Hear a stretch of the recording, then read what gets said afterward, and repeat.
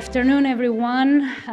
Thank you very much for this invitation, for giving this graduation speech. It's a great honor, and it also brings me a lot of nostalgia coming back for these hours to the academic world where I've fostered and I've been most of my career. And above all, congratulations to the class of 2026, to the graduates of the Barcelona School of Economics. It's an honor, and it brings me a lot of joy to be able to give you firsthand this congratulating message to you and to your families. Seeing a member of your family have this accomplishment is not a small, is a big moment in anyone's family and community trajectory. So you must be very proud, and you will be also be making your own family, I'm sure, feel very proud at this moment.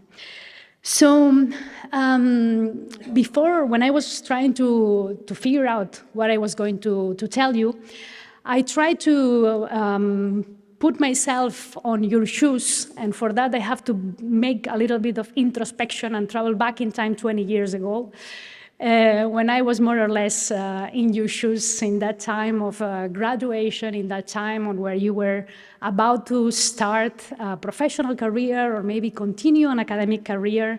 And I thought, what are the key messages that I would have, that would have been helpful for me? Some of these messages, I've heard them before, but I think that, and you might have heard them before as well, but I think that by highlighting 5 messages, I hope that I can pinpoint things that perhaps will be helpful to you as well.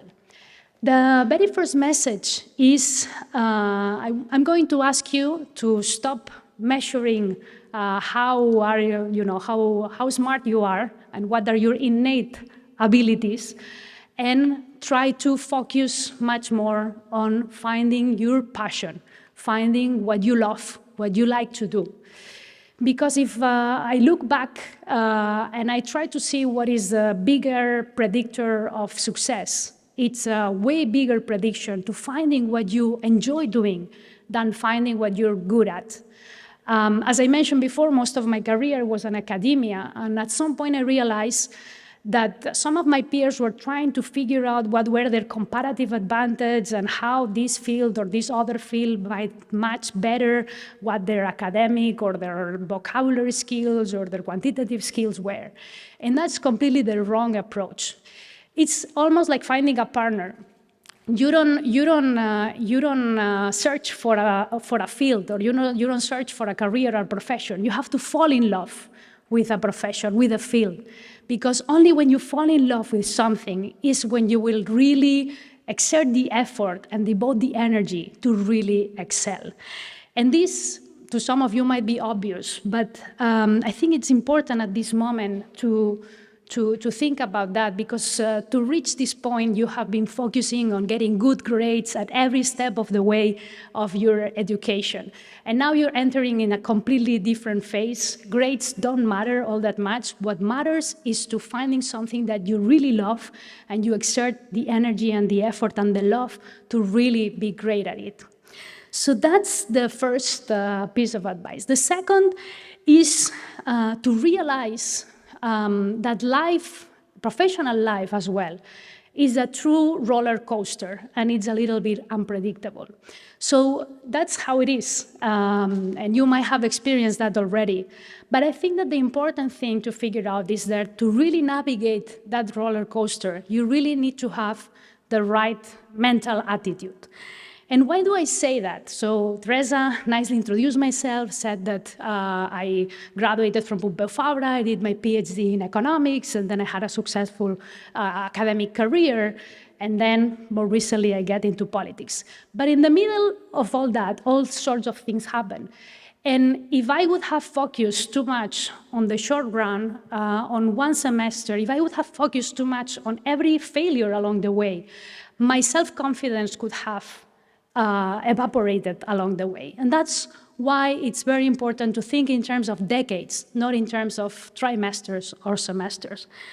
And why do I say that? At some point a few years ago, there was someone who published online, it was a completely very successful academic professor that published his CV of failures. And I thought we were all very excited with that, because behind any successful career, there are many steps where things don't go as you anticipated, as you wish. And if you try to do inference on your abilities, on how successful you are in each of the failures, that could really be a recipe for disaster. If instead you say, this is just a stone in the way, but come on, let's go to the next phase, let's move on, it's when you really will thrive. Why do I say that? So after graduating from Pompeu Fabra, for instance, I applied to several master programs in Spain. And I was only accepted in one fully funded. And that's when I went to Autònoma of Barcelona to do my first year of the PhD. Little at that point could have expected or anticipated that just 1 year later, I would be accepted into MIT for my economics PhD and in most other US applications. I got into MIT, and then I tried to renew my Spanish scholarship, and I got denied, and I got declined some other Spanish scholarships. So clearly that was, probably bad luck, but I still moved on. I went to the job market after graduating from MIT. My job market paper was okay-ish, but it was not as spectacular as many of my peers. I got a great job at Johns Hopkins University, and I moved on. Little I could expect that my job market paper was going to be published into the AER, and a few years later, I got an Econometrica published, and then another AER, which again set me in another trajectory with several European prizes and European research grant, etc. And then after that, I moved into politics. So this is just the story of one personal experience in which it was really a roller coaster of ups and downs. And the important thing is not that you're in an up or a down, or you were expecting better things to happen or less. The important thing is to stay strong on your passion, stay strong on your vision, move on from the failures. And as any sports person would tell you, if you want to increase your success rate, you have to increase your failure rate. And what do you need to navigate those ups and downs that life will put in your way? You have to foster, from my point of view, 2 critical skills. And a skill is the right name for that. The first is self-confidence. Self-confidence is not something that you're born with. It's something that you train. It's something that your community, your education system, your peers, your family help you train. And that's something that we don't see many often. So one specific recommendation, I recommend all of you to watch a TED Talk. I don't know if these TED Talks are still clear to what it's to you, if they were still relevant, or at least I knew 20 years ago what they were. A TED Talk called The Skill of Self-Confidence from a soccer coach. It's a TED Talk from many years ago, but still it will give you some hints on how to build your self-confidence to navigate these ups and downs. And the second piece of advice that I was not so aware is the importance of building your team, of building your relationships, to building your entourage to go through your professional life. At this point, I guess that everyone will be aware of how important personal relationships are in our personal life, right? Even for elderly population, for friendship, for well-being. But they are also extremely important in your professional life. You need to be surrounded with people that you trust, you. You need to nurture, you need to foster those relationships. In academia, you need to find good co-authors. So stay away of the competitive mode and start fostering really the team of people in your next company or your PhD or whatever you are. Foster those relationships, take care of them, go out, play sports, because that's really a great skill to have. But as I said, this is getting to my 4th piece of advice, not everyone gets the context and the community and the education to realize how important the skill of self-confidence, the skill of getting a social network, or many other skills are. Not everyone is born in the same context, and that's my fourth piece of advice. It's very important that you stay humble and be aware of your privileges. I personally grew up in a working class neighborhood here in Barcelona, a neighborhood called Nou Barris, which in these 2 last years I went back to live in my working class neighborhood, where I could see again the struggles of people that live on very little income. And then you realize through this phase and this life of going, after growing up in this neighborhood, going to MIT, then going to live in different places, you start seeing that the playing field is not even. And it's very important that we are aware of that. I always remember I was shocked when a colleague at MIT told me that after dinner, she solved theorems with her dad that was a mathematics professor at Princeton. And then I thought, well, after dinner, I had to stay quiet because my dad had to watch the news. That's just a piece of just one example that tells us that the playing field is not even. But it's also important to realize that privileges, as many other things in life, are relative. I try to also be aware of my own privileges.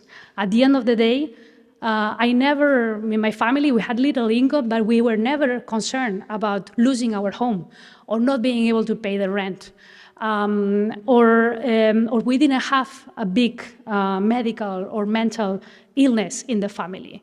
Unfortunately, that's not the case for many families and perhaps to some of you. So it's very important that we are aware of our own privileges. And why is that important? Because with success, and increasingly so in the last years, there is some trend that tends us to perceive that our success is just the result of our efforts. But there is a great amount of privilege and luck in what we can accomplish. That doesn't diminish the importance of the effort that you exerted into reaching this point. But you need to understand that even exerting effort is itself a privilege because you have been nurturing communities and educating systems that have taught you the importance of effort, and not everyone has had that chance in life. I recommend you to read Michael Sandel's on the tyranny of merit. And that doesn't mean that exerting effort and incentivizing effort is not important. It's just a matter of recognizing that what we have accomplished is a matter of our attitude, our effort, but also our skills that are a result of our communities and our background. And reaching to the fifth and last piece of advice is try to find a way to contribute to the world. The world needs you. The world needs you to foster this more even playing field. We know that it's hard to even the playing field, but we need to be aware that society challenges in terms of social mobility. For instance, the research of Racchetti identifies how social mobility in all advanced economies have been declining over time. But there are many other challenges in the world, from the climate crisis, rising inequality, the challenges of how AI will transform the world in terms of markets, in terms of labor markets, in terms of geopolitics, in terms of increasing income inequality. You pick your challenge, but the one thing I want to ask you is to convey that the world needs you, the world needs your talent, the world needs you to step forward into creating communities and making the world a great place. With great success comes great responsibility, so I ask you to help us to contribute to change the world, to make it a better place. Thank you very much.